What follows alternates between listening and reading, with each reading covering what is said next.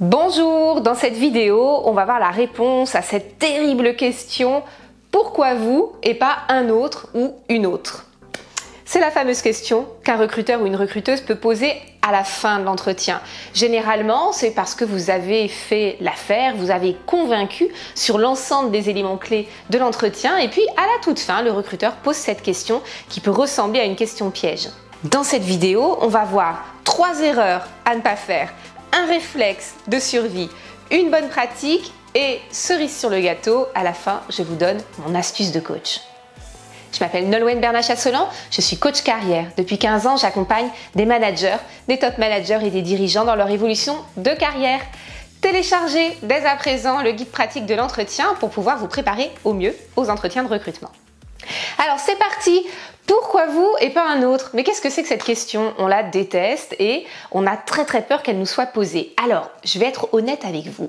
C'est une question qui est de moins en moins posée parce que les recruteurs sont de plus en plus professionnels et ça n'est pas une question très professionnelle. J'ai pu constater qu'on la posait encore beaucoup pour des primo-entrants sur le marché du travail, donc pour des personnes plutôt jeunes. Ce qui n'est pas très sympa parce que c'est encore plus difficile quand on est jeune dans sa carrière.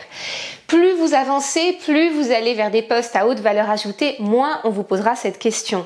On vous en posera d'autres qui dans le fond ont un peu la même origine. On vous demandera, avez-vous une dernière chose à ajouter pour nous convaincre? Que pensez-vous pouvoir apporter de particulier au poste? Quelle est votre valeur ajoutée? Quelle touche personnelle comptez-vous apporter sur le poste? Voilà, ce sont des questions sensiblement différentes mais qui reviennent un peu à la même chose. Pourquoi vous en particulier? Alors, nous allons d'abord voir les 3 erreurs à ne surtout pas commettre. Première erreur, parler des autres.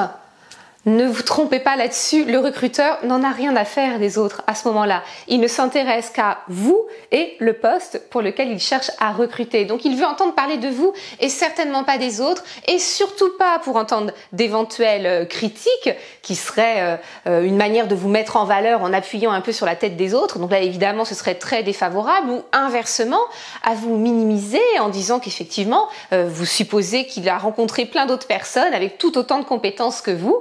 Mais que vous espérez avoir pu faire la différence sans bien dire pourquoi vous estimez faire la différence. Donc première chose, on ne parle pas des autres. Si on vous pose cette question, c'est parce qu'on veut en savoir encore plus sur vous ou en tout cas on veut avoir un résumé de ce que vous pensez concrètement pouvoir apporter.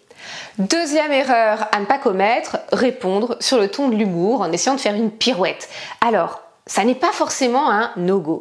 Il y a des personnes qui savent apporter de l'humour en entretien. Si vous savez que vous faites partie de ces personnes-là, pourquoi pas si vous sentez que dans la relation avec le recruteur, ça peut trouver sa place. Je vous invite à ne pas tenter l'humour à ce moment-là. C'est un moment trop crucial puisque cette question a pour but de vous forcer à vous résumer et à dire pourquoi vous brillez en particulier et pourquoi vous allez apporter quelque chose de différent, de spécifique qui fait mouche par rapport au poste. Donc c'est quand même vraiment pas le moment de tenter l'humour. Troisième erreur à ne surtout pas faire, les banalités. Et alors ça, j'en entends souvent dans les personnes que j'accompagne qui vont me dire « Moi, vraiment, j'ai une spécificité, c'est que je suis quelqu'un de très humain. J'ai vraiment un goût pour l'humain et c'est très important pour moi. » Bon, je vous rassure, 99,9% des personnes sont comme ça, heureusement. Rares sont les candidats qui disent « J'ai tendance à harceler les gens systématiquement quand j'arrive en poste. » Non, tout le monde est humain et a envie de déployer ses qualités humaines. Donc c'est une grande banalité, personne n'a envie d'entendre ça. Les autres banalités vont être des grandes qualités génériques, je suis perfectionniste, je suis toujours très investie dans ce que je fais, etc. C'est trop générique pour intéresser le recruteur. Là, vous êtes en train de mettre la cerise sur le gâteau. Il faut que ce soit exceptionnel. Voilà, à cette étape de la vidéo, déjà, vous ne commettrez pas ces 3 terribles erreurs. Si ça vous a plu, likez la vidéo et attendez la suite de ce que j'ai à vous apporter. Un bon réflexe à avoir tout de suite lorsqu'on vous pose ce type de questions, c'est vous mettre dans la peau du recruteur et d'essayer de comprendre ce qu'il souhaite obtenir lorsqu'il pose cette question-là. Tout simplement, il a envie de voir que vous avez parfaitement compris l'enjeu qu'il avait en publiant cette fiche de poste. Quel est son besoin fondamental? C'est-à-dire à quoi on estimera et on évaluera le succès de votre prise de poste, de votre recrutement au bout de 6 mois, 1 an. Quels sont les éléments clés sur lesquels on va évaluer la pertinence de votre arrivée dans l'entreprise?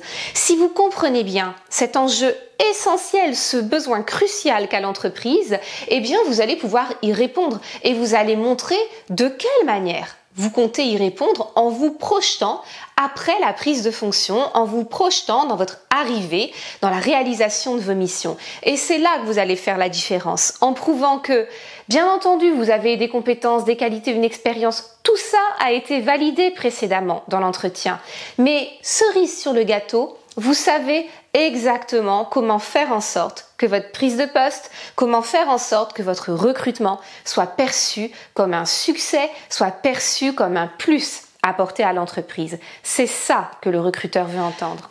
Une bonne pratique à avoir tout de suite après ce bon réflexe qui vous permet maintenant de savoir comment structurer votre réponse en fonction de l'annonce, en fonction de votre profil professionnel bien entendu, eh bien cette bonne pratique c'est de répondre avec énergie, avec rapidité et efficacité. Ce qui veut dire qu'il faut que vous ayez préparé cette réponse.